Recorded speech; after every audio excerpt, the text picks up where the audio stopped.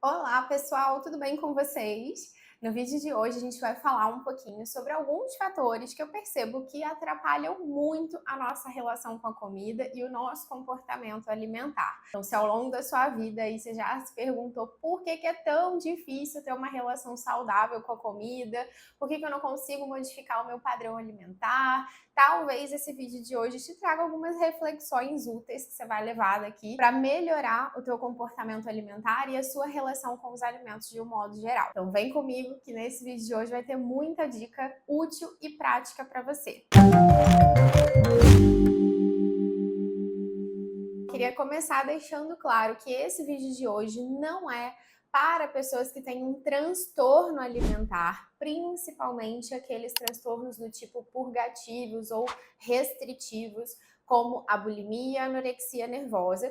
O tratamento e a condução desses casos é totalmente diferente, precisa de um acompanhamento profissional de perto e a conduta é bem diferente daquilo que a gente vai falar nesse vídeo de hoje. Talvez, se você tem aí alguns episódios de compulsão alimentar, tem queixas mais gerais em relação à comida, aquele perfil de pessoa que quer perder alguns quilinhos, mas que percebe sempre uma relação meio conturbada com os alimentos, talvez esse vídeo seja mais para o seu perfil. Lembrando que ter episódios de compulsão alimentar ou de um comer mais transtornado, mais impulsivo em algum momento, não é sinônimo de ter um transtorno da compulsão alimentar. Talvez pessoas que até tenham um transtorno da compulsão alimentar também podem se beneficiar com algumas informações desse vídeo, mas é importante frisar isso porque hoje eu percebo que as pessoas confundem muito um episódio de um comer mais transtornado ou até de compulsão alimentar mesmo, com um transtorno da compulsão alimentar, tá? Então a gente precisa sempre lembrar que transtorno, ele precisa preencher alguns critérios de frequência, de tempo, alguns critérios de prejuízo funcional na vida dessa pessoa, para que daí, então, a gente considere que a gente está falando de um transtorno alimentar. Feitas todas essas considerações, vamos para o nosso vídeo, que é principalmente para pessoas que estão com dificuldade ali no dia a dia, e acho que todos nós já passamos em algum momento, que querem estabelecer uma relação mais saudável com a comida, ter um comportamento alimentar melhor e mais saudável, mais funcional. Para esse perfil mais geral, para esse público mais geral, esse vídeo de hoje com certeza vai ajudar muito. Tudo isso que a gente vai falar nesse vídeo de hoje é um compilado de tudo que eu fui acumulando aí nos últimos anos, algumas percepções que eu fui tendo, né, convivendo com as pessoas nos meus atendimentos e fora deles, nos cursos que eu faço, sobre alguns fatores que eu percebo que atrapalham a relação da comida na nossa vida e a forma como a gente enxerga ela, a função dela na nossa vida e tudo mais. Então, o primeiro desses fatores pode parecer meio óbvio, mas não é, e eu percebo isso claramente nos meus atendimentos, quando a gente começa a conversar com os pacientes, a gente percebe que a gente confunde muito isso, é confundir fome com vontade de comer. Parece simples, mas não é tão simples assim, às vezes, para a maioria das pessoas fazer essa diferenciação. Isso muitas vezes pode fazer com que a gente recorra à comida sem estar necessariamente com fome ou no momento que a gente não necessariamente precisaria recorrer a ela. A gente precisa sempre lembrar que a fome, ela é um processo fisiológico e como tal, a gente vai perceber que ela aparece no nosso organismo de forma gradual. Então a gente vai aumentando ali a nossa fome fisiológica aos pouquinhos. A gente começa a perceber que depois de algumas horas, desde a nossa última refeição, o estômago começa a roncar um pouquinho, começa aquela sensação de vazio, aquele desconforto ele vai crescendo, começa aquele ronquinho, né, no estômago. Dependendo do tempo que a gente fica sem comer até a próxima refeição, a gente começa a reparar uma certa fraqueza, algumas pessoas sentem um pouquinho mais de mau humor, dependendo, né, dos casos extremos, que também não é saudável a gente esperar chegar nesse ponto. A gente começa até a ficar meio fraco mesmo, com tontura, desmaio, sensação de desmaio e etc. Percebam que a fome, quando ela é fisiológica, ela vem desse modo, gradual, ela vai aparecendo aos pouquinhos e a gente tem sintomas físicos de fome. E aí, sempre que eu falo dessa diferenciação de fome e vontade de comer, eu lembro da minha avó, minha querida avó, Dona Glorinha. A minha avó, ela tem uma frase típica, né, que é piada entre a gente na família, que é toda vez que alguém chega perto dela e fala, nossa, eu tô morrendo de fome. E aí ela diz assim, que fome que é, menino? Isso é vontade de comer, fome é de 3 dias. Lógico que isso tem um recorte ali da vida dela, das experiências dela. Lógico que a gente não quer ficar 3 dias sem comer, a gente gostaria que a maioria das pessoas tivesse segurança alimentar para estar sempre com a barriguinha cheia na hora certa, né? Infelizmente não é a realidade de muitos, mas a nossa intenção não é ficar um dia inteiro sem comer ou longas horas sem comer, mas essa piada da minha avó sempre me lembra essa diferenciação do que realmente é fome, aquela fominha que dói, aquela fominha que rói o estômago, de quando a gente está simplesmente com vontade de comer. Então, se atentar a esses sinais fisiológicos é muito importante. Agora, quando a gente está falando simplesmente de uma vontade de comer, a gente percebe que é diferente porque normalmente a vontade de comer ela não é estimulada naturalmente pelo nosso organismo de forma fisiológica. Ela é startada por estímulos internos ou externos, mas são de outra ordem. Então, por exemplo, quando você está saindo ali do seu trabalho, cansado, né? No ponto de ônibus, aí você sente aquele cheiro da pipoca do pipoqueiro. Aí você fala, ai meu Deus, que vontade de comer uma pipoca. Você nem estava pensando em comer pipoca a princípio, mas a partir daquele cheirinho, você passa a ter vontade. Ou então quando você passa na frente da padaria, você sente aquele cheiro de pão fresquinho. Não necessariamente você está com fome fisiológica, mas aquele estímulo elicia em você uma vontade de comer. Então, às vezes, você tá preso no trânsito e aí você passa assim em frente àquela rede de fast food com aqueles arcos dourados super chamativos e você fala, nossa, quanto tempo eu não como um lanche desse lugar? Será que não seria um bom momento para isso? Então, hoje em dia, principalmente, a gente tem muitos estímulos o tempo todo que convidam a gente a comer e não necessariamente, às vezes, a gente está com fome. Os aplicativos de celular fazem isso com a gente o tempo todo, através da nossa visão, da nossa audição. A gente está sempre o tempo todo sendo estimulado, nosso olfato e etc., muito antes de chegar até mesmo no paladar. Você chega em casa do trabalho cansado, e aí aquele aplicativo pipoca, aquela mensagenzinha, aquela notificação e diz assim, tá cansado, né? Será que hoje não é um bom dia para você fazer um pedido com a gente? Automaticamente, eu nem tinha pensado nisso, mas automaticamente eu falo, ai, será? Até que poderia ser uma boa ideia mesmo. Então, repara que a vontade de comer, ela vem muito associada a isso, né? A gente recebendo estímulos internos ou externos que fazem a gente lembrar da comida e ter vontade de acessá-la. Esses estímulos mais internos, eles podem ser, por exemplo, uma memória de uma comida. Eu não sei se já aconteceu com vocês, esses dias mesmo aconteceu comigo. Eu tinha um picolé no meu freezer e eu não lembrava que tinha um picolé ali. Terminei de almoçar e nem tava com fome naquele momento, ou até mesmo com vontade de comer uma sobremesa. Mas automaticamente, quando eu lembrei que tinha um picolé no meu freezer, me deu vontade de comer o picolé. Isso provavelmente já aconteceu com vocês. Você esquece que você tem uma comida ali na tua geladeira ou no teu armário, mas aí de repente você abre e se depara com aquilo. Ou você lembra, nossa, eu tinha guardado aquele docinho, eu tinha guardado aquele biscoitinho gostoso, eu tinha guardado alguma coisa ali.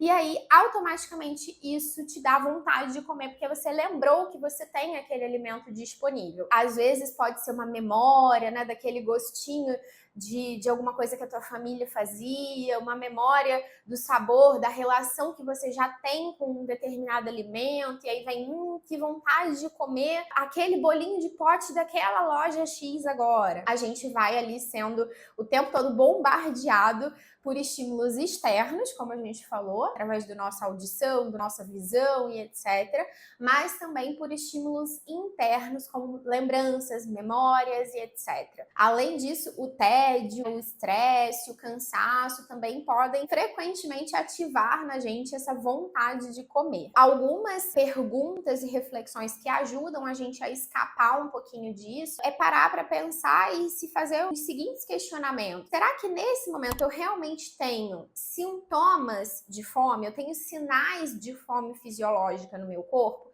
Essa é a primeira pergunta que você pode se fazer para conseguir diferenciar se você realmente está com fome ou se você está só com vontade de comer alguma coisa. Uma outra pergunta que ajuda muito é você se questionar, bom, nesse momento, eu comeria uma coisa que eu nem gosto tanto assim, só pela fome que eu tô sentindo? Normalmente, quando a gente tá só com vontade de comer, a gente tem vontade de comer uma coisa específica, né? Mas eu queria comer aquilo. Você tem várias outras coisas na sua casa, mas você queria comer aquilo. Normalmente, isso é a vontade de comer e não necessariamente atrelada à fome em si. Uma das coisas pra gente se questionar é isso. Quando a gente tá com fome mesmo, fome fisiológica, você chega, você quer comer o que tem. Eu vivi isso esses dias, eu vou dando exemplos, né, pra vocês irem refletindo aí na vida de vocês também. Esses dias, era final de semana, eu fui um pouquinho na piscina ali do prédio, e aí eu voltei. Tinha um lapso ali ainda até a hora do almoço, e eu tava com fome. Eu já tava reparando isso desde horas antes lá na piscina, foi dando aquela fominha, a fome foi crescendo, e aí eu cheguei, eu não como melão, gente, eu odeio melão, eu detesto melão. Às vezes eu brinco assim, né, que eu pergunto assim, nossa, acabou a fruta, né? Aí meu marido fala assim, não, tem melão. Aí eu falo, então acabou a fruta, né? Porque eu não como melão, né? Eu odeio melão.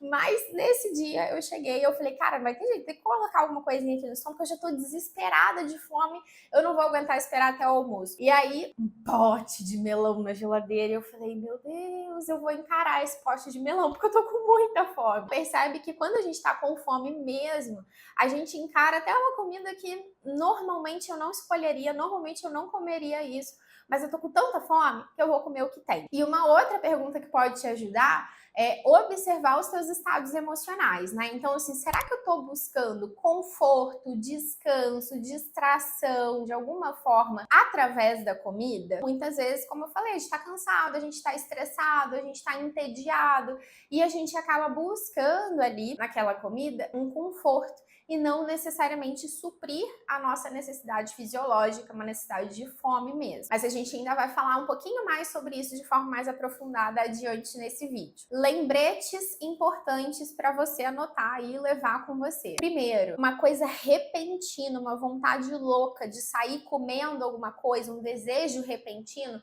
normalmente não é fome, é vontade de comer. Você lembra? A fome, a gente já vai percebendo ela aumentando, ela é gradual, ela vai aumentando aos pouquinhos, então uma vontade repentina de comer alguma coisa normalmente está mais associada à vontade de comer do que à fome. Outro lembrete é que esses desejos mais específicos, um alimento específico, para uma textura específica, uma temperatura específica, uma procura e um desejo muito específico por alguma coisa, também normalmente está mais associado à vontade de comer do que à fome. Um segundo ponto que eu observo, a nossa relação com a dieta, é a distorção do que é dieta. Eu percebo que socialmente a gente acabou distorcendo muito o conceito de dieta. Na realidade, né, quando a gente fala no termo dieta, eu acredito que o conceito de dieta deveria ser o seu padrão alimentar. Então, quando alguém te pergunta, tá de dieta ou não tá de dieta,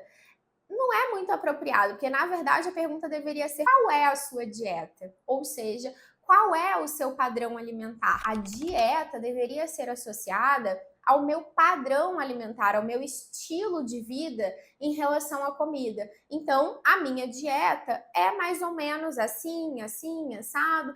Isso é o que normalmente eu como no meu dia a dia. Eu tento comer fruta, legume, todos os dias, verduras, máximo de refeições que eu puder, eu tento comer sempre que possível alimentos feitos em casa, mas eu também como uma pizza, eu também como um hambúrguer, né? Eu como um docinho todo dia, tô dando meu exemplo aqui, tá, gente? Então, eventualmente eu como essas coisas e o docinho, a maioria dos dias eu como, né? Porque é algo que faz parte do meu padrão alimentar. Então, percebe? Essa é a minha dieta. Esse é o meu padrão alimentar, que inclui e engloba todas essas coisas em alguma medida. Isso é a minha dieta. Agora, eu percebo que a gente abriu mão do termo dieta como nosso estilo de vida e o nosso padrão alimentar. A palavra dieta, ela passou a estar diretamente associada a algo que você faz quando você quer emagrecer. Então, eu digo, eu estou de dieta ou eu não estou de dieta.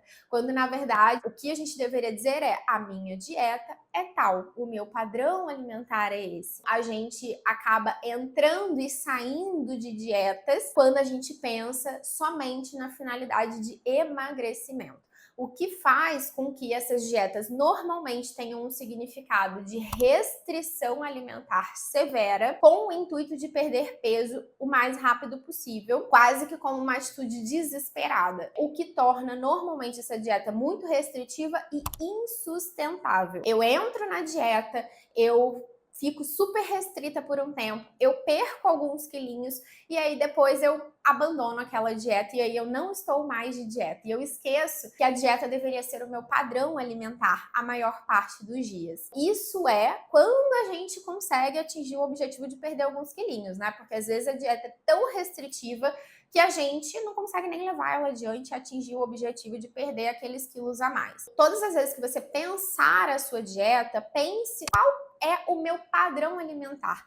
Que tipo de padrão alimentar, de dieta, eu conseguiria manter ao longo da minha vida sem um prazo definido? Não existe um prazo definido para a sua dieta. Ela não vai acabar, ela é o seu estilo de vida, é o que você vai levar daqui para frente, sempre por diante. Então ela precisa incluir alimentos saudáveis a maior parte do tempo, mas também aqueles alimentos que não são tão saudáveis assim, também estarão presentes ali em alguma medida, porque você não vai conseguir passar o resto da sua vida numa dieta que exclua isso totalmente. Cientificamente falando, hoje a gente já entende que não é a escolha da dieta que faz as pessoas emagrecerem, não é a estratégia em si da dieta ou o tipo de dieta, né, de método que você escolhe. Então, por exemplo, dieta low carb, jejum intermitente, contagem de calorias, enfim, qual é a dieta melhor ou que funciona mais, que faz as pessoas perderem mais peso. Hoje, a gente já tem estudos que mostram que quando a gente compara essas dietas, a dieta que funciona é aquela que o indivíduo consegue manter. Então, a dieta que é sustentável. Vão ter pessoas que se adaptaram muito bem ao jejum intermitente e vão perder peso com isso. Por quê? Porque o jejum intermitente é maravilhoso, é o melhor método? Não. Porque aquela pessoa se adaptou a esse tipo de dieta e conseguiu sustentar isso no longo prazo. Como uma pessoa que faz a dieta low carb ou que faz contagem de caloria, ou seja lá, qualquer outro método, se ela se adaptou àquela dieta e aquela dieta se tornou sustentável na vida dela, virou realmente um estilo de vida, provavelmente ela vai perder peso com essa dieta. Lembre-se, a dieta que funciona para a perda de peso é aquela que você consegue manter. Então, sempre que você pensar em dieta, não pense em vou entrar de dieta agora para perder alguns quilos. Não, vou modificar a minha dieta, o meu padrão alimentar, o meu estilo de vida, de modo que eu consiga sustentar isso por décadas. Esse vai ser o meu estilo de vida agora. E essa sustentação desse novo padrão alimentar é o que provavelmente vai te fazer emagrecer de verdade. Lembre-se também que algumas das dietas mais restritivas, já tem alguns teóricos aí que defendem que uma dieta muito restritiva, ela pode ter o efeito oposto, né? Então ela coloca o nosso organismo num funcionamento de escassez de comida, então eu não sei quando vem alimento de novo, eu não sei quando vai entrar energia de novo no meu organismo, que ele acaba estocando energia, estocando gordura e etc, porque ele não sabe quando que vai vir comida de novo. Isso é algo meio contraditório ainda, mas tem alguns teóricos que realmente acreditam que até mesmo isso possa acontecer. Então eu já tive pacientes que diziam: Bia, eu não consigo abrir mão do docinho na minha dieta, todo dia eu quero comer um docinho. Eu falei: tá, então vamos parar de perder todo dia pro docinho? Você restringe, e aí nos dias que vem depois você come uma montoeira de doce. E quando você tá com vontade de comer o doce, você não tá com vontade de comer uma banana, você não tá com vontade, porque com esse docinho aqui que você tá comendo, você poderia comer 10 bananas. Tá, mas eu não quero comer banana, eu quero comer um docinho, eu quero o chocolate. E isso, óbvio, né, você vai buscar a ajuda de um nutricionista que possa te auxiliar na montagem dessa dieta para incluir aquilo que é importante para você na proporção que é saudável e que pode ser sustentável. Eu, particularmente, por exemplo, tenho muita dificuldade de jantar, não me agrada muito, não é todo dia que eu quero jantar. Que diferença faz, por exemplo, se eu tenho ali um carboidrato como um arroz no meu prato e uma carne moída, e que diferença tem se eu pego essa carne moída e eu faço um hamburguinho coloco ali para dourar e coloco dentro de um pão, ainda tem carboidrato, ainda tem a carne, né? E aí eu coloco ali um alface, alguma coisa, uma fatia de queijo. Por que aquilo não pode ser o meu jantar, se eu não gosto muito de jantar? A gente vai pensar soluções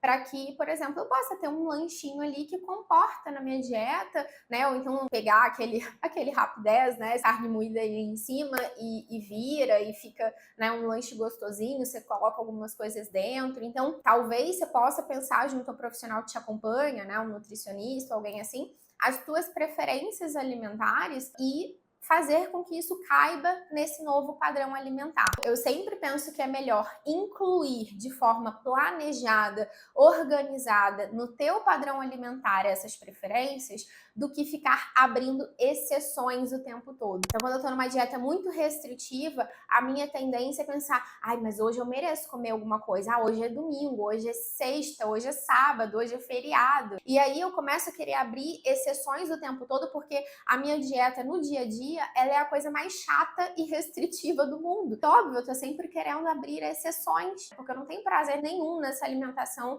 da minha vida diária. Só que aí, quando a gente vai pensar nessas exceções, eu fiz as contas, tá, gente? Vamos a elas. A gente tem, em média, em um ano, 52 sextas-feiras, 52 sábados e 53 domingos, além de 12 feriados em média, totalizando, então, 169 dias ao todo de exceções. Então, se tu faz exceções sábado, domingo, feriado, sexta-feira, saiba que mais ou menos 46% do seu ano vão ser essas exceções. Às vezes a gente não entende, né? Nossa, mas eu faço tudo bonitinho a semana inteira. E aí no final de semana a gente arrebenta a boca do balão, né? Porque a gente quer comer de tudo. Porque durante a semana a gente se proibiu de tudo. Pense mais em como ter um padrão alimentar interessante do que ficar abrindo exceções o tempo inteiro. Um adendo importante, isso serve para tudo, tá, gente? Para comida, para álcool, para sono. A gente sabe, por exemplo, que a influência do álcool, algumas pessoas até falam assim, nossa, mas eu durmo muito melhor quando eu tomo um vinhozinho. Mas o nosso sono, ele não é tão reparador, não é tão saudável na presença do álcool, por exemplo.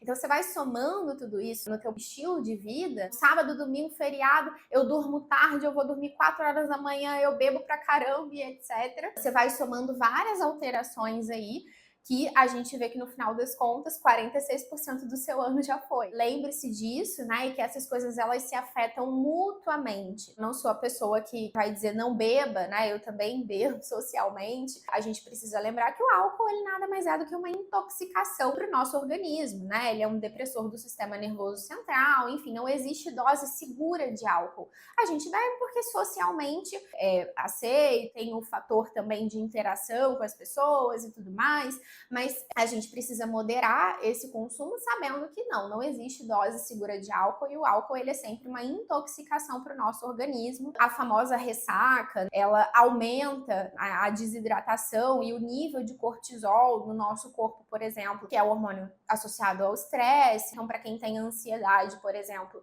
isso pode ser um fator para tomar cuidado, né? A gente precisa lembrar que tudo isso se comunica. O sono de qualidade vai afetar, por exemplo, o teu nível de fome, né? Então, tem várias coisas ali relacionadas à leptina, por exemplo, enfim, que acontecem durante o nosso sono, que também são reguladores da nossa fome.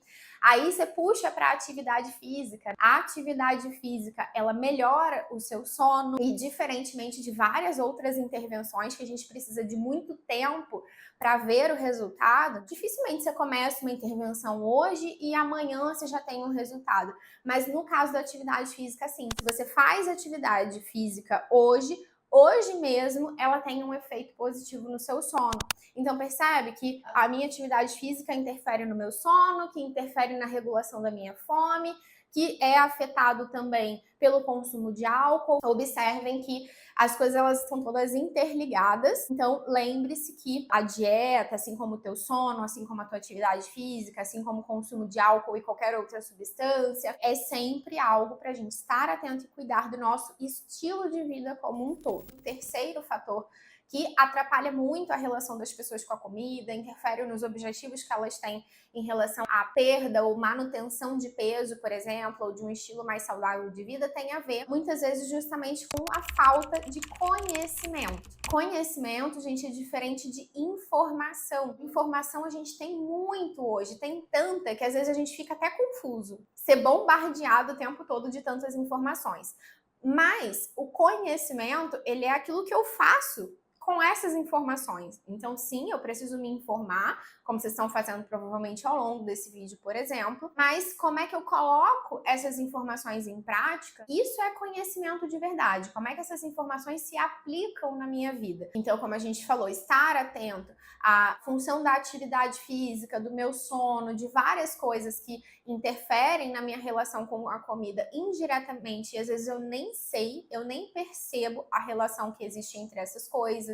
Conhecimento faz com que a gente comece a perceber como é que essas coisas se afetam mutuamente e me ajudam ou me atrapalham nos meus objetivos. O famoso como e não emagreço, coisa que a gente ouve muito falar. Uma das coisas que eu acho importante de ressaltar aqui, até para profissionais de saúde mesmo, nutricionistas, psicólogos, enfim, médicos, pessoas que no geral acompanham pacientes nesses objetivos, é que o paciente ele não está mentindo para você, nem para ele mesmo. Normalmente, quando o paciente diz assim, eu como pouco, mas eu não emagreço, ele realmente acredita que ele está comendo pouco, porque às vezes essa pessoa ainda não tem referência e parâmetros de que aquelas quantidades que ela come talvez não sejam tão poucas assim. Então, o paciente não está mentindo, ele realmente acha que ele come pouco, mas ele não tem noção das quantidades de cada alimento e de quanto de caloria, por exemplo, que tem ali. É muito comum também que as pessoas acabem desconsiderando os beliscos ao longo do dia. Quando eu olho para as minhas refeições principais, eu digo assim, poxa, mas até que eu tô comendo bem mesmo. Eu tenho refeições saudáveis, meu café da manhã, meu almoço e tal, mas eu vou desconsiderando aqueles belisquinhos ao longo do dia. Na parte da tarde eu como 5 daquele biscoitinho de wafer recheado de chocolate. Aí depois eu como mais um negocinho aqui, mais um negocinho ali. Aí eu chego no trabalho, tem um salgadinho. Aí a gente vai somando esses beliscos ao longo do dia, às vezes a gente não contabiliza isso como fazendo parte da nossa alimentação. A gente lembra só daquelas refeições principais. O próprio desconhecimento, né, sobre o valor nutricional de determinados alimentos, principalmente aqueles que parecem inofensivos. Então, hoje em dia, a gente tem uma vasta oferta no mercado de alimentos ditos saudáveis, né? Os famosos alimentos fit. E aí, às vezes, você vai ver um biscoitinho desse fit, a quantidade de calorias ali era melhor que você comesse um biscoito recheado, porque em termos de calorias, dá na mesma. Fazer escolhas mais inteligentes nesse sentido é importante também. Às vezes a gente fica querendo inovar demais ali, fazer uma coisa super fit, e tá, mas no final, se você comesse uma outra coisa que não é dita tão fit assim, você estaria consumindo a mesma quantidade de calorias. Tipo a gente pensar hoje, né, como todo mundo fala, refrigerante 0 caloria ou um copo de suco da fruta natural. Depende, né? Eu, Bia, vou sempre optar pela fruta porque eu gosto, prefiro o suco do que a Coca-Cola, o Guaraná, o refrigerante no geral, porque no geral eu não gosto do sabor mesmo, independente de caloria ou não. Mas eu sou plenamente consciente que em termos de calorias, o suco vai ser muito mais calórico. Vai ser mais saudável também, com certeza. Então percebe que são escolhas que fazem sentido para algumas pessoas e para outras não. Então o refrigerante 0 pode ser, né, um ótimo aliado na tua dieta, sim, porque ele não vai contar caloria. É a coisa mais saudável do mundo? Não, mas talvez te ajude a se manter na sua dieta se você gosta muito de refrigerante. Assim como o suco é algo que eu adoro, o sabor e etc, mas que eu sei que tem uma alta quantidade de calorias, é saudável, me traz uma série de outras vitaminas e etc, mas é algo que não dá para eu ficar tomando o tempo todo. Precisa fazer sentido para você, dentro das suas preferências, do seu plano alimentar, da sua dieta, do seu padrão daqui para frente, mas fazendo escolhas conscientes e inteligentes, que nem sempre vai estar associado ao quanto aquele alimento é saudável ou não, ou quanto ele tem um marketing com apelo para dizer que ele tem não sei quanto de fibras, disso, daquilo outro, mas que de repente não vai te favorecer tanto assim. Às vezes o paciente tem a falsa sensação, né, de Bia, no meu café da manhã eu só tomo um achocolatado, como 6 biscoitinhos de água e sal com manteiga. Sabe quanto tem de caloria nesses biscoitinhos de água e sal? Sem graça, sem gosto. Às vezes quando o paciente percebe isso, ele fala, pô, realmente, né, faz muito mais sentido para mim comer um pão com ovo, com uma fatia de mussarela, um café preto, do que ficar comendo esse biscoitinho que não me enche em nada a barriga, me deixa com fome ainda. Eu acho que eu tô comendo pouco, mas eu tô ingerindo um montão de caloria com uma coisa que nem me satisfaz. Deus vai estar sempre pensando como aumentar a minha satisfação com aquela comida, né, em termos de saciedade, até de prazer mesmo, ingerindo coisas que às vezes a gente troca por outras coisas que não são tão inteligentes assim. É isso que eu falo em relação a conhecimento, e com certeza um nutricionista vai ser fundamental para te orientar em relação a isso. Para as pessoas que ficam muito perdidas, né, em relação a quanto de caloria que tem em cada coisa, etc., às vezes também pode ser útil esses aplicativos de contagem de caloria, né? Então você insere ali os alimentos e ele vai te dizendo quantas calorias você pode consumir ao longo do dia, se você já ultrapassou, se ainda não ultrapassou, quanto que você ainda tem. Para algumas pessoas isso pode ser meio ansiógeno, e aí eu não recomendo, mas para outras pode ser um aliado no sentido de conseguir ter uma noção de quanto de caloria que tem nos alimentos do teu dia a dia. Particularmente eu não uso isso sempre. Às vezes, de tempos em tempos, quando eu percebo que eu tô perdendo um pouquinho o controle, eu baixo de novo o aplicativo, começo a colocar lá novamente, para eu voltar a ter noção da quantidade, por exemplo, de um arroz e quanto de caloria que tem ali e tal. E aí eu relembro um pouco isso, depois deixo de usar novamente. É mais para continuar alimentando essa noção, né? Relembrando algumas coisas. Se você tem muita dificuldade de saber isso, talvez esses aplicativos possam ser um aliado por um tempo, ou até para a tua rotina mesmo, de saber o que você está ingerindo e quanto de calorias que tem ali. Outra coisa que eu percebo em relação a essa falta de conhecimento é falta de conhecimento culinária mesmo. Ai, Bia, eu não gosto da minha comida. Já ouvi isso muitas vezes. Diz assim, a minha comida não é boa, eu não gosto da minha própria comida. A tendência é que, óbvio, né, isso limite um pouco as minhas opções. Quando a gente vai fazer uma lasanha, um estrogonofe, alguma coisa assim, normalmente a gente capricha. Você faz aquele negócio ficar bonito, você faz aquele negócio ficar apetitoso, tudo te atrai ali. Agora, quando a gente tá fazendo uma salada, um legume, alguma coisa assim, aí você faz de qualquer jeito. Aí você corta esse negócio lá de qualquer jeito, bota na panela, come porque tem que comer. Parar pra pensar também como é que a gente pode tornar, por exemplo, uma salada. Ela pode ser extremamente sem graça, ou ela pode ser uma salada super bonita, que te atrai, etc. Também desenvolver habilidades culinárias, às vezes pode ser importante, um conhecimento importante, que vai ser um aliado aí. Para mim é muito importante comer uma salada bonita, por exemplo. Comer um prato que tem cor, que tem textura, me dá muito mais prazer de comer do que comer de qualquer jeito. Entre um prato de salada sem graça, sem vida, né? Sem um atrativo, e um hambúrguer, uma pizza, o que você vai preferir? É óbvio que a comida saudável vai sempre perder, porque você prepara ela de qualquer jeito, porque você não dá a menor atenção à apresentação daquele prato, ao preparo daquele alimento, para que ele seja apetitoso, para combinar coisas ali, desenvolver habilidades culinárias para alguns pacientes pode ser muito importante também. Às vezes essa falta de habilidades culinárias faz com que muitas pessoas, somado à correria do dia a dia, a passar a maior parte do tempo no trabalho, fora de casa e etc., faz com que as pessoas acabem fazendo, hoje em dia, praticamente todas as suas refeições na rua.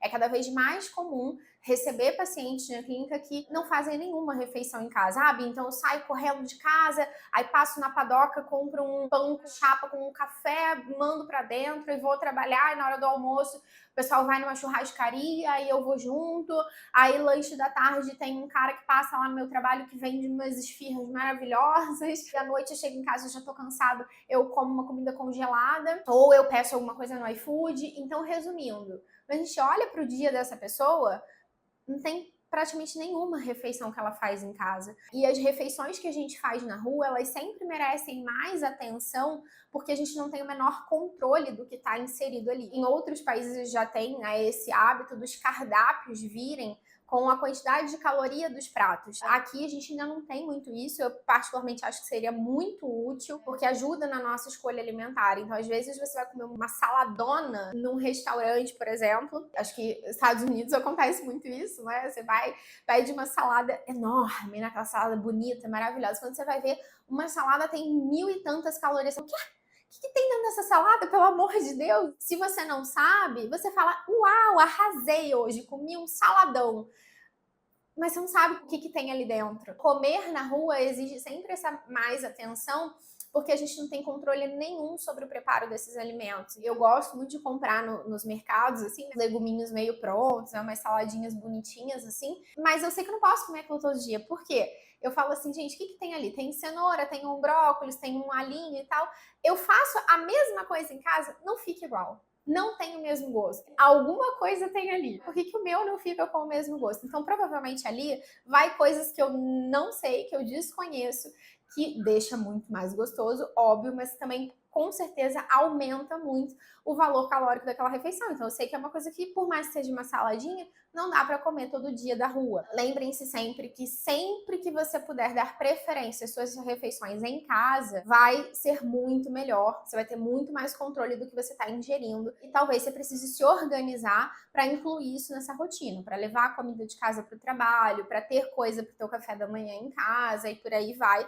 Eu sei que a vida de muita gente está muito corrida, é difícil às vezes a gente priorizar algumas coisas, mas esteja consciente de que talvez esse seja um dos fatores que pode estar interferindo aí. E por fim, o que eu diria que são os nossos pensamentos distorcidos em relação à comida, em relação ao nosso comportamento alimentar e que interfere demais. Essa distorção de pensamentos, que aí entra mais agora na minha área mesmo, né, da psicologia, da terapia cognitivo-comportamental, a gente percebe que ela vem de muitos lugares. Então são vivências pessoais, construções pessoais que você tem em relação à comida, construções sociais, familiares, muita coisa acaba entrando aí e interferindo, fazendo com que a gente tenha alguns vieses de pensamento, alguns pensamentos meio enviesados e distorcidos em relação à nossa relação com a comida. Nesse momento eu vou falar um pouco assim de algumas coisas que eu observo na minha vida mesmo, de pessoas próximas a mim,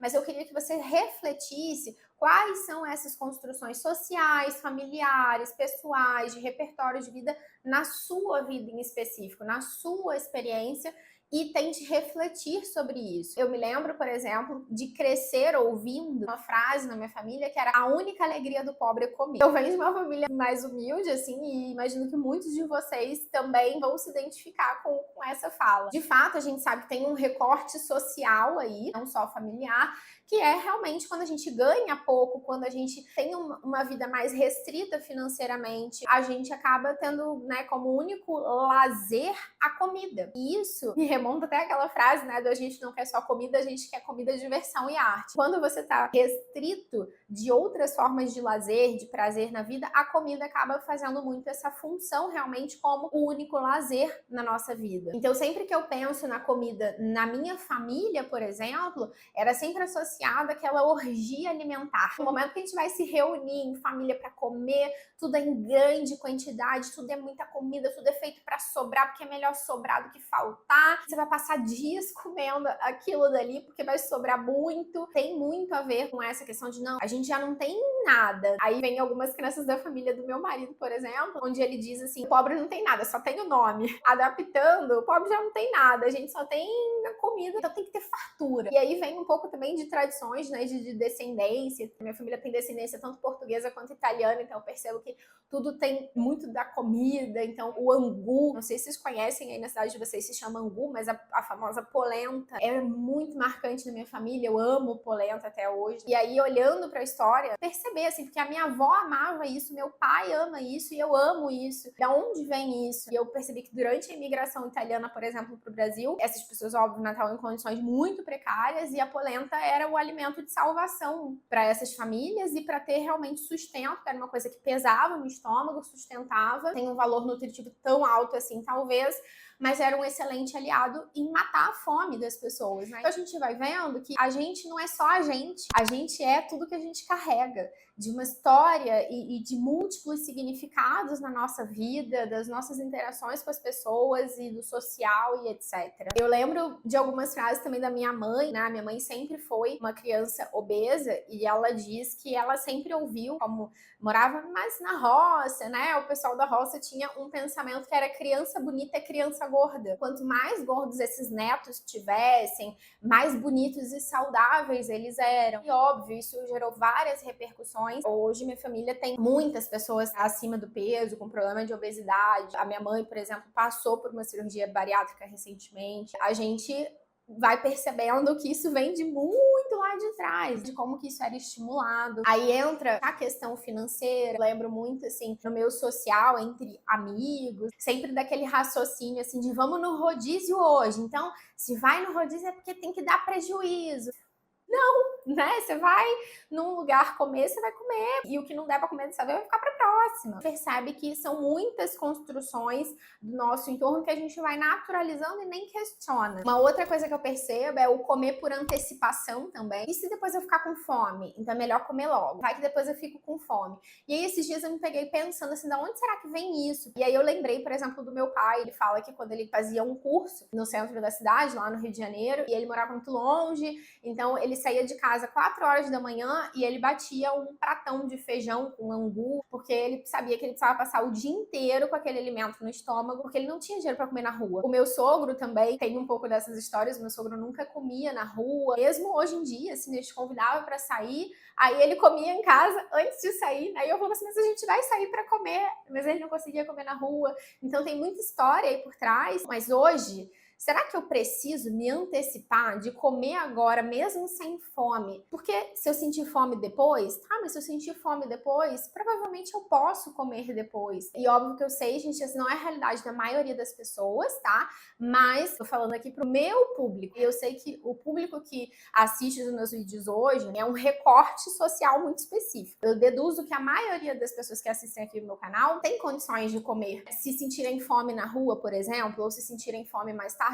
você pode ir ali na tua geladeira e comer alguma outra coisa, ou no máximo você vai se precaver, colocar um lanchinho na tua bolsa para levar e poder comer na rua. Será que a gente precisa comer por antecipação ainda? Algumas reflexões para a gente fazer. Um outro pensamento muito comum, e esse eu confesso que me pegava muito, é errado desperdiçar comida.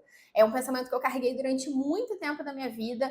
Não, porque tá no prato, você tem que comer até o final, e às vezes você nem tá mais com fome, mas não pode jogar comida fora, então você tem que comer. E às vezes você até num restaurante, alguma coisa assim, vem uma porção maior do que você consegue comer, mas você se sente obrigada, porque não posso desperdiçar comida. É errado desperdiçar comida. Tanta gente passando fome no mundo e eu vou desperdiçar comida. Uma das coisas que me ajudou a lidar com esse pensamento é pensar assim, bom, mas aí eu não jogo a comida na lixeira, mas eu faço meu corpo de lixeira, né? Porque eu já não tô mais com vontade de comer, eu já não tô mais com fome, eu já tô satisfeito, eu vou ficar ali dilatando o meu estômago só para não jogar aquela comida fora.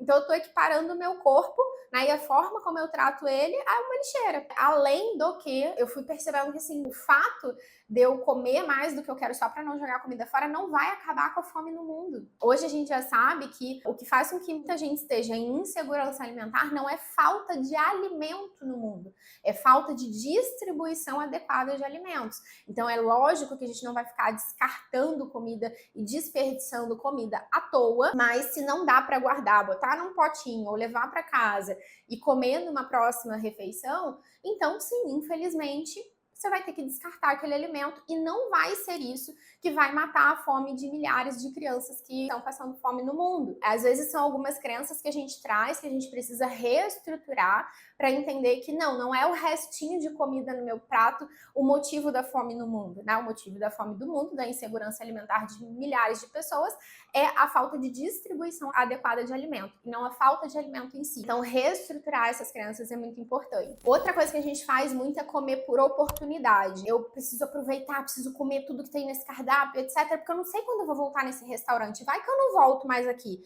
E eu adorei esse restaurante, então eu tenho que comer tudo que tem nesse cardápio. Mas Será? Provavelmente você pode voltar nesse restaurante em um outro momento. Provavelmente você pode achar restaurantes semelhantes a esses na tua região, perto da tua casa e etc. Um grande erro que a gente comete é olhar para a comida como uma oportunidade única, como se aquela comida fosse a tua última oportunidade de comer aquilo, e definitivamente 99% das vezes não é. E ainda que seja, ai, Bia, eu tava viajando para um lugar X e só tem essa comida lá, mas você consegue comer aquela comida agora? Porque se você não consegue, paciência, né, gente? A gente não consegue abraçar o mundo, a gente não consegue aproveitar todas as oportunidades sempre. A tua viagem para lá ainda valeu a pena, mesmo que você não tenha conseguido comer aquilo, provavelmente, entende? Então, às vezes a gente fica tão focado na comida como um aspecto central da nossa vida, a gente deixa de desfrutar até de outras coisas. Então, a comida tá ali na mesa, eu tô o tempo todo focado na comida, e aí eu desfoco de conseguir conversar com os meus amigos, de conseguir prestar atenção nas rodas de conversa, de conseguir participar de outras coisas, de outros estímulos, de escutar a música que está tocando naquele lugar e por aí vai, desfrutar o momento de estar comendo com a minha família. A gente fica tão focado na comida, né, em aproveitar aquela comida que está diante da gente, que a gente deixa de aproveitar várias outras coisas e ter atenção plena a elas também. O Natal, né, e as festas de Ano Novo é um exemplo chave para isso, né? A gente tem aquela sensação assim, nossa, mas isso eu só como no Natal. Não, rabanada, Bia, pelo amor de Deus, rabanada eu só consigo comer no Natal. Será? Se você comprar um pão de padaria e fizer rabanada, você pode comer rabanada o ano inteiro. Não, mas o panetone eu não acho qualquer época do ano. Se você entrar na internet hoje em dia, eu tenho certeza que você consegue fazer um panetone e chegar na sua casa em qualquer época, em qualquer mês do ano. Em janeiro, inclusive, você vai comprar panetone muito mais barato do que você compraria em dezembro. Então, eu não preciso comer tudo de uma vez, né? Ai, porque o salpicão do Natal. Tá, mas você pode fazer salpicão o ano todo, se quiser. A gente, às vezes, tem essa coisa do comer por oportunidade, como se fosse uma oportunidade única de comer aquilo, e não necessariamente é. Então, sim, a gente pode comer e a gente vai comer, mas na quantidade que é necessário para aquele momento, e não querendo estocar pro resto do ano, né? Uma coisa que se tu quiser comer de novo, tu pode, e provavelmente tu vai desfrutar muito mais do que comer na correria uma montoeira sem nem sentir o gosto direito daquilo, só porque você acha que é uma oportunidade única. E aí, ainda dentro dessas distorções de pensamento, eu queria falar um pouquinho com vocês sobre a questão das distorções cognitivas mesmo. Então, uma distorção cognitiva muito comum, né, que a gente fala na terapia cognitivo-comportamental, é, por exemplo, essa argumentação emocional que a gente falou anteriormente. Então, a argumentação emocional é aquele pensamento enviesado de dizer assim, eu mereço essa comida hoje, afinal, meu dia foi muito estressante. Eu mereço comer uma coisa gostosa e reconfortante porque eu tô muito triste. Eu mereço tal coisa porque eu tô sobrecarregado, porque eu tô entediado, ou porque eu tô lidando com uma emoção difícil. Essa crença de merecimento que me diz assim, tá, mas o que teria a ver o alimento X com o fato de eu estar triste ou cansado? O que tem a ver tristeza com comida? A princípio nada, mas a minha argumentação emocional me faz acreditar que aquilo é uma verdade e que de fato existe essa associação. Então, se eu estou me sentindo assim em relação a essa comida, logo isso é uma verdade. Eu de fato deveria comer isso. Será? A gente precisa questionar. Se eu tô triste, se eu tô entediado, se eu tô estressado, talvez tenham outras coisas que eu precise mais. Como, por exemplo, tomar um banho plenamente atento, faz aquele teu banho premium, bota a tua velinha aromática ali, vai tomar um banho com calma, vai ouvir uma música durante teu banho, vai relaxar, porque isso está associado a descanso e não a comida. Se eu tô sobrecarregado, talvez o que eu esteja precisando nesse momento é conversar com um amigo, é conversar com alguém, é estabelecer limites no meu trabalho. Se eu tô triste, talvez o que eu preciso nesse momento é validar o meu sentimento, entender o que me deixou triste, conversar com uma pessoa que possa me apoiar naquele momento, ou ser acolhido de alguma maneira. Percebe que é dessa forma que a gente lida de maneira saudável com as nossas emoções, e não através da comida. O que você precisa nesse momento é, de fato, comida ou é acolhimento? É comida ou é descanso? É comida ou é estabelecer limites? O que as suas emoções realmente te sinalizam, para não entrar nessa argumentação emocional onde a resposta para todas as suas emoções é a comida. Uma outra distorção cognitiva muito comum é o que a gente chama de pensamento dicotômico, né? Ou um pensamento do tipo tudo ou nada, 8 ou 80. Eu tava de dieta, mas aí eu comi um brigadeiro. Eu já arruinei a minha dieta. Então, agora eu vou comer tudo que eu quiser comer e eu retomo na segunda-feira. Por causa de um brigadeiro, percebe? Ou eu mantenho um padrão alimentar perfeito, perfeito, que não tem açúcar, que não tem isso, que não tem aquilo, aquela dieta restritiva que a gente falou lá no início, ou eu sou inábil para lidar com dietas, eu nunca consigo fazer dietas, eu arruinei tudo mais uma vez e aí eu chuto balde. Ou eu faço tudo milimetricamente certo na minha alimentação, ou eu chuto balde.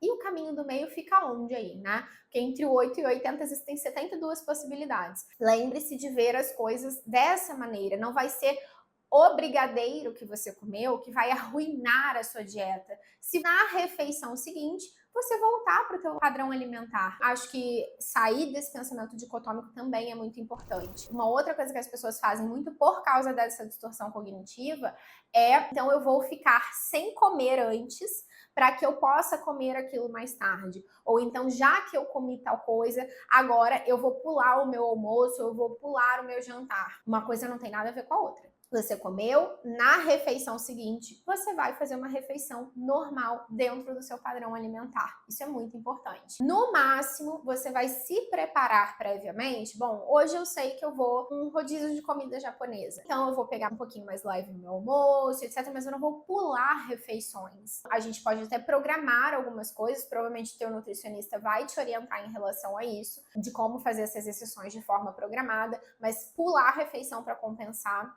não me parece um bom caminho. Uma outra distorção cognitiva que eu queria comentar com vocês é a abstração seletiva, ou seja, a gente presta atenção em um contexto negativo específico e ignora todo o resto de fatores que podem ser positivos. Então, em relação à dieta, padrão alimentar, a mudança de hábitos, a aquisição de novas habilidades e hábitos, é muito comum que as pessoas estejam muito focadas na perda de peso e esqueçam de todos os outros benefícios. Ai, tá vendo? Não adiantou nada, eu já tô uma semana na academia e não perdi nem 1 quilo. Ou então eu mudei o meu padrão alimentar, já passou um mês e eu não atingi a minha meta que eu queria de perder não sei quanto. Ou de reduzir tais medidas, ou de entrar naquela calça de novo. E aí você mede o teu esforço e a tua evolução, a tua mudança de hábitos, com uma única régua específica, que é se eu perdi peso ou não, se eu perdi medida ou não. E aí você esquece de reparar que desde que você mudou esses hábitos, teu sono melhorou, a tua irritabilidade melhorou, aquela sensação de cansaço e fadiga extrema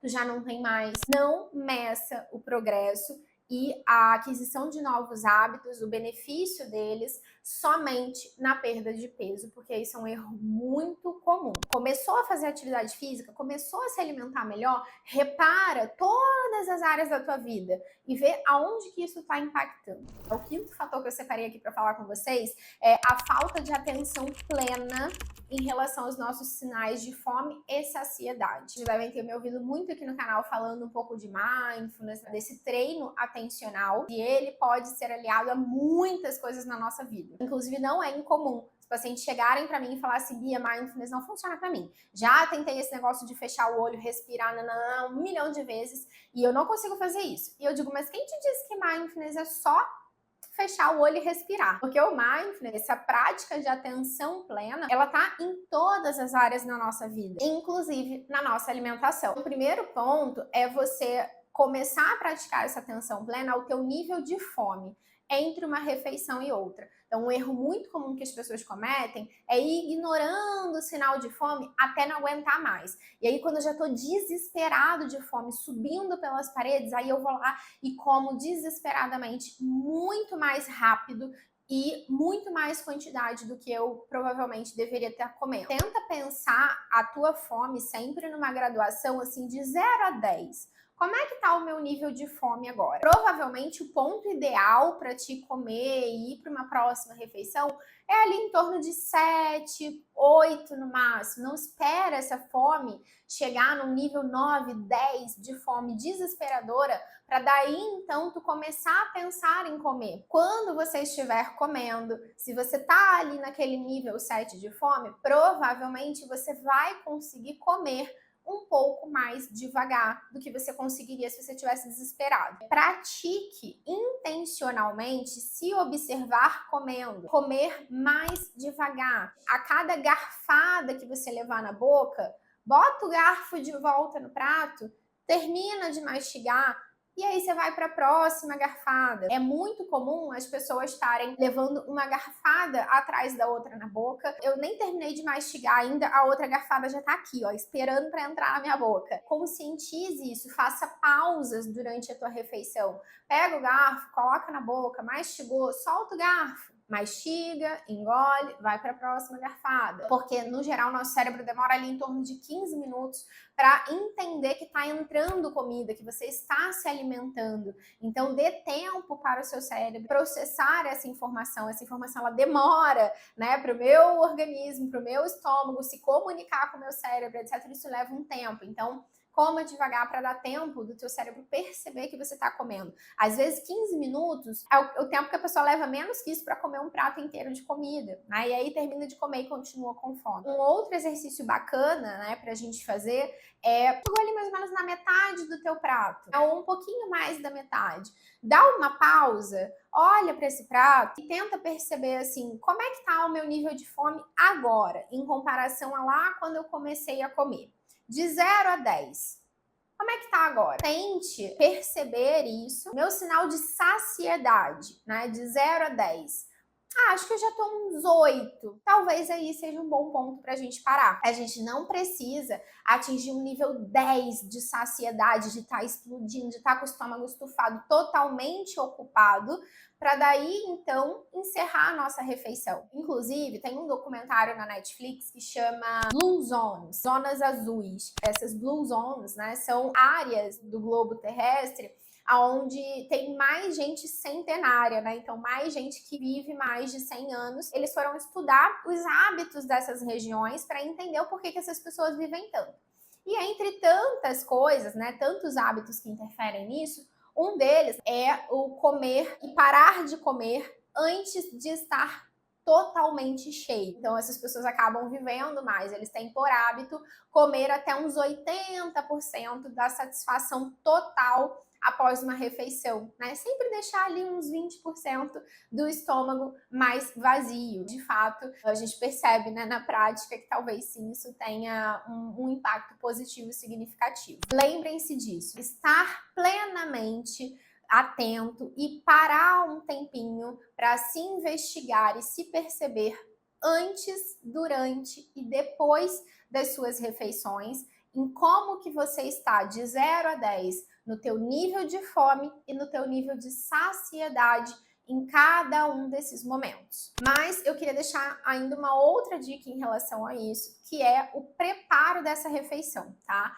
Então, antes mesmo de você sentar diante do teu prato e começar a comer, lembre-se que essa comunicação com o teu cérebro entender que tá chegando comida, opa, tá chegando a hora de comer, né? Tá começando a ser disponibilizada energia de novo. Já começa antes, no preparo da tua refeição, no preparo do teu prato. Faça também esse preparo antes de se sentar à mesa para comer, também plenamente atento. Começa a prestar atenção no som, no cheiro, nas texturas daquilo que você está colocando no teu prato. Estar plenamente atento a esse processo, a feitura das coisas, a visão das coisas, o cheiro das coisas, também já vai comunicando para o nosso cérebro essa percepção para ele se ligar que está chegando a hora de comer e dessa saciedade que vem depois. Quando você for preparar a sua refeição, preparar o seu prato, até a forma como você dispõe a comida no prato também é interessante para o teu cérebro. Pensa que um prato todo chapado, sem textura, sem volumes, formas, etc., para o nosso cérebro é lido como menos comida. É a mesma coisa de você comer numa quentinha, essas comidas prontas que já vem na bandejinha. Quando você olha aquilo ali, parece tão pouca comida, tá tudo plano, tá tudo achatado ali dentro. E essa falta de tridimensionalidade confunde o nosso cérebro, parece que tem pouca comida. Então esse aspecto mais tridimensional, né, esse 3D das coisas, de volumes, de formas e etc., também dá a sensação para o nosso cérebro de que tem mais comida no prato às vezes. Se você vai comer uma quentinha, por exemplo, experimenta colocar a comida no prato para o teu cérebro visualizar aquilo. Então, quando você coloca numa parte do teu prato, tem uma salada, né, onde o alface, a rúcula e etc, fica bem mais alto. Aí do lado você tem um montinho de arroz, aí do lado você tem a carne.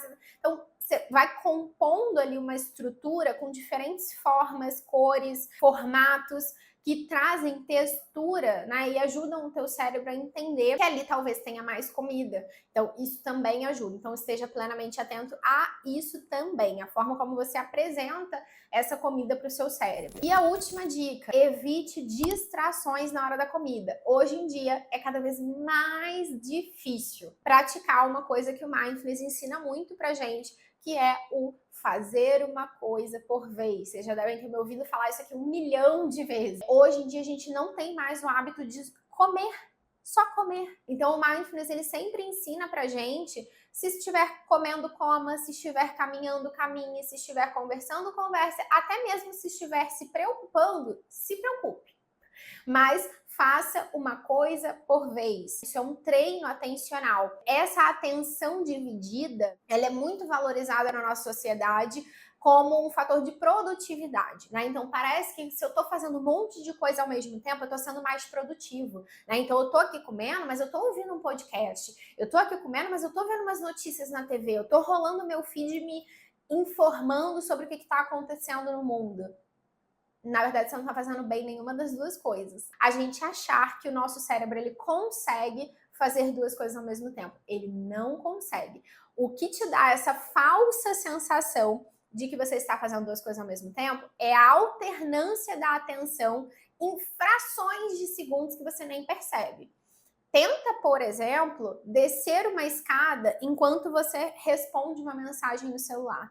Enquanto você está mexendo na tela do celular, você vai perceber que você olha para o celular, aí de repente você olha um pouquinho para a escada, aí você olha para o celular e você olha um pouquinho para a escada, porque você está com medo de cair. Em frações de segundos, o teu cérebro, ora ele está prestando atenção na escada, ora ele está prestando atenção no celular, mas ele não está fazendo as duas coisas ao mesmo tempo. É que essa alternância ela acontece tão rápido que você não percebe e te dá a falsa sensação de que você está fazendo duas coisas ao mesmo tempo, mas você não está. E com relação à comida, é exatamente a mesma coisa. Então, se você está mexendo no celular, você está assistindo outra coisa, etc., o teu nível atencional em relação à comida, para o teu cérebro perceber que você está se alimentando, mandar sinais de saciedade, já se perdeu completamente. É muito comum hoje que as pessoas estejam sempre fazendo alguma outra coisa enquanto elas estão comendo. Na verdade, a gente está sempre fazendo alguma outra coisa enquanto a gente está fazendo tudo hoje em dia, né?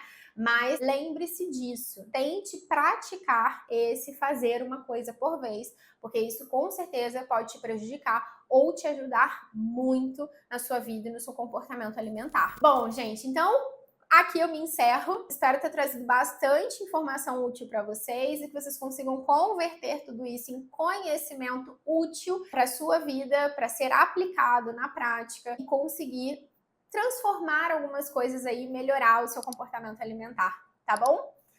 Um beijo e até o próximo vídeo.